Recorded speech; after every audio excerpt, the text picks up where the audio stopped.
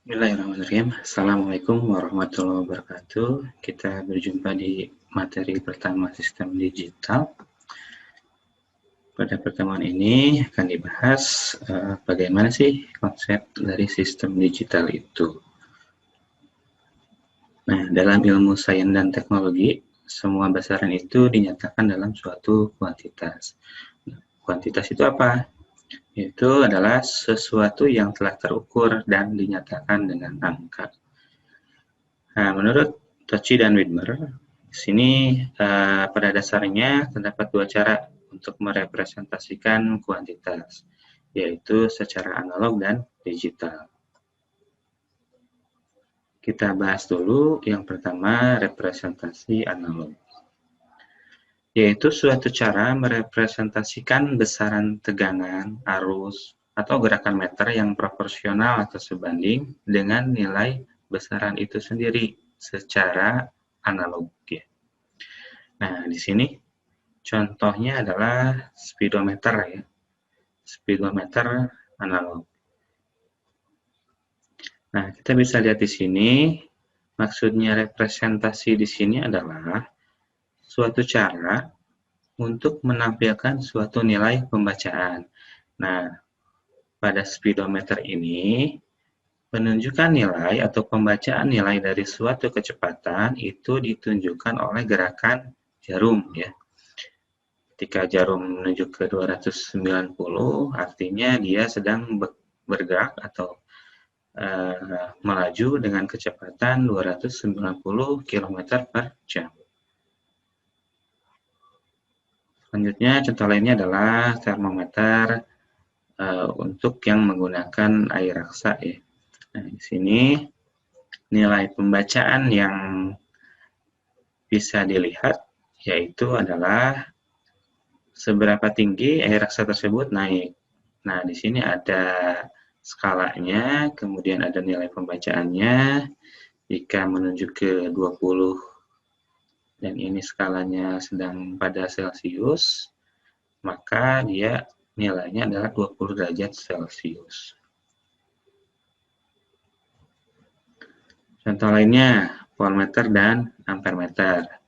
Nah, pada voltmeter, di sini nilai jarum ini akan menunjukkan besarnya tegangan yang ada pada rangkaian yang sedang diukur. Nah, di sini ada beberapa pembacaan ya. Ada 10 sampai 16. Artinya spesifikasi dari voltmeter ini dia dapat membaca mulai dari 10 sampai 16 volt ya. Nah, untuk bentuk gelombangnya atau bentuk sinyalnya, sistem analog ini berbentuk atau sifatnya kontinu ya. Artinya nilainya itu proporsional dengan nilai yang sebenarnya. Jadi bentuk gelombangnya ini tidak terputus dan selalu memiliki nilai. Ini contoh bentuk gelombangnya seperti ini ya, sinusoida. Oke, selanjutnya representasi digital, yaitu suatu cara merepresentasikan besaran yang proporsional dan ditampilkan dalam bentuk digit. Ya, contohnya apa? Jam digital. Nah, kita ketahui jam digital ini yang pada umumnya itu biasanya menampilkan digit jam, kemudian digit menit, dan detik. Meskipun nilai sebenarnya mungkin bisa di bawah nanosecond gitu, tapi yang ditampilkan itu bertahap, yaitu setiap satuan detik. Nah, contoh lainnya adalah termometer digital, di mana pembacaan suhu akan direpresentasikan dalam bentuk angka ya, dalam bentuk digit. Jadi ini akan lebih mempermudah si pembaca dalam menentukan nilai dari suhu tersebut. Contoh lainnya adalah multimeter digital. Nah, di sini ada voltmeter digital, ada ampermeter digital. Jadi nilai dari pembacaan tegangan atau arusnya itu direpresentasikan dalam bentuk digit. Nah, untuk bentuk gelombangnya ini discrete ya, artinya deretan nilai yang tidak kontinu atau bertahap. Nah, contoh bentuk gelombangnya seperti ini. Contoh, dalam suatu proses analog, pengukuran dilakukan dengan membandingkan suatu besaran standar atau referensi dan akan berlangsung secara kontinu atau tanpa terputus. Sedangkan dalam proses digital, hasil pengukuran diperoleh dengan cara perhitungan secara diskrit dan hanya berlangsung dalam interval-interval tertentu. Nah, ini bisa kita lihat bentuk gelombangnya seperti ini. Nah, ini untuk yang digital. Ketika nilainya rendah dan ini nilai yang tinggi, kemudian rendah lagi dan tinggi lagi, dan seterusnya. Untuk bentuk sinyal analognya seperti ini. Juga sama. Nah, ini untuk amplitude modulation seperti ini. Contoh analog dan ini contoh yang digital. Oke, kita masuk ke contoh kasus ya. Nah, di sini nanti kita akan menggambar sebuah sinyal atau grafik dari pembacaan digital dan analog. Lalu kita akan bandingkan bagaimana hasil penggambarannya. Nah, untuk contoh kasusnya di sini kita akan menggambar sebuah hasil pemantauan kecepatan seorang pengendara melalui speedometer selama beberapa saat. Nah, dari skala speedometer diperoleh suatu besaran standar, yaitu kita setting satu kolom itu untuk 5 km per jam. Selama perjalanan, maka jarum speedometer akan senantiasa berada pada posisi aktual pada kecepatan yang sedang berlangsung secara kontinu. Misalkan diperoleh data sebagai berikut ya. Bila hitungan dilakukan secara diskrit, yaitu dengan kriteria sebagai berikut, di mana satu selang waktu perhitungan setiap 1 detik. Kemudian setiap 5 km per jam dianggap sebagai satu satuan diskrit. Maka hasilnya kita akan peroleh seperti ini. Oke, jadi hasilnya seperti ini. Di sini untuk sumbu Y-nya berupa pembacaan kilometer per jam, sementara untuk sumbu X-nya adalah periode dalam detik ya.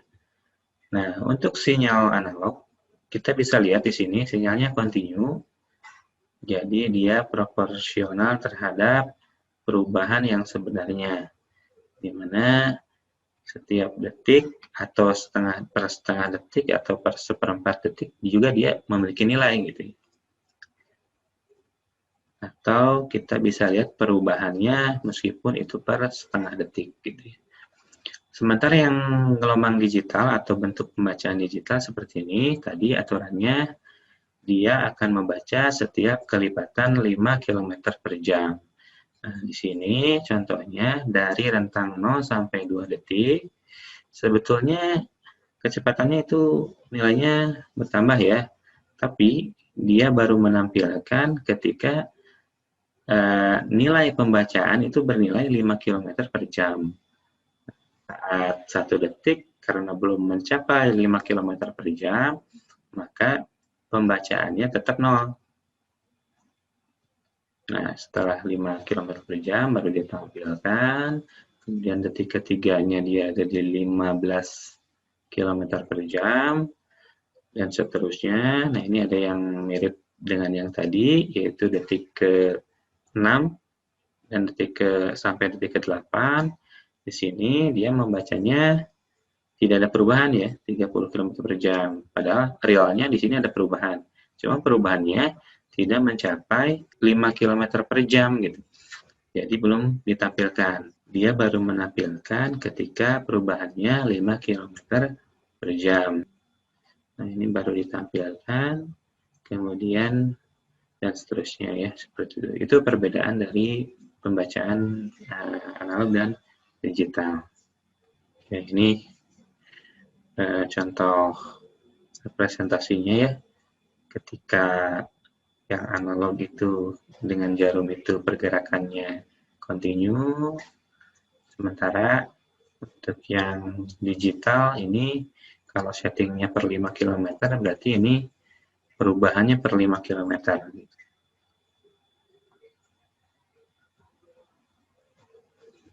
Selanjutnya kita masuk ke definisi sistem digital. Sistem digital adalah sistem elektronika yang setiap rangkaian penyusunnya melakukan pengolahan sinyal diskrit. Sistem digital terdiri dari beberapa rangkaian digital atau logika, komponen elektronika, dan elemen gerbang logika untuk suatu tujuan pengalihan tenaga atau energi. Nah, untuk representasi besaran digital, di sini ada level logika 0. Bagaimana penentuan suatu nilai itu bernilai logika 0 atau logika 1? Nah, contohnya dalam tegangan listrik, jika nilainya 0 sampai 0,8 volt itu bernilai logika 0. Kemudian ketika kondisi titik potensial referensi 0 atau ground itu, maka nilai logikanya 0. Di mana posisi reverse bias ini artinya dia memblok arus, tidak ada arus yang mengalir, maka level logikanya ini bernilai 0. Kemudian transistor dalam keadaan mati atau cut off. Nah, ini juga level logikanya dinyatakan dalam 0. Kemudian saklar dalam keadaan terbuka, artinya tidak ada arus yang mengalir, maka dia juga berlevel logika 0. Kemudian lampu LED dalam keadaan padam, itu juga sama ya, level logikanya 0. Lalu untuk level logika 1, contohnya tegangan listrik 2-5 volt, dinyatakan 1 logikanya ya. Kemudian titik potensial jatuh daya yang bernilai positif, nah ini adalah level logikanya 1. Kemudian dioda dengan forward bias, level logikanya juga 1. Kemudian transistor dalam keadaan jenuh atau saturasi. Nah, di sini juga nilai level logikanya adalah 1. Kemudian saklar dalam keadaan tertutup dan lampu LED dalam keadaan menyala. Nah, ini contoh kondisi yang direpresentasikan dalam level logika 0 dan 1. Nah, untuk bentuk gelombang sinyal digital, sistem digital hanya mengenal 2 kuantitas untuk mewakili 2 kondisi yang ada.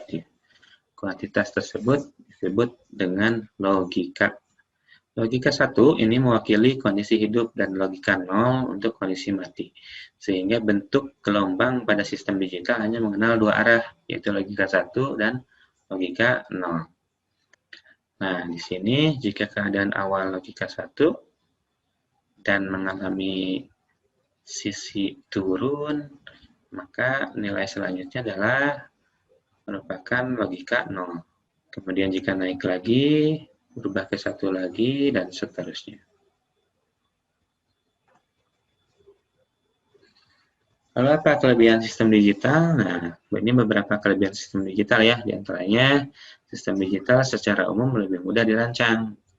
Kemudian penyimpanan informasi lebih mudah, ketelitian lebih besar, operasinya dapat diprogram, kemudian untai digital lebih kebal terhadap noise, kemudian lebih banyak untai digital itu dapat dikemas dalam suatu kepingan IC. Ini beberapa referensi yang bisa kalian gunakan. Oke, itu saja mungkin untuk pertemuan kali ini. Sekian dari saya. Assalamualaikum warahmatullahi wabarakatuh.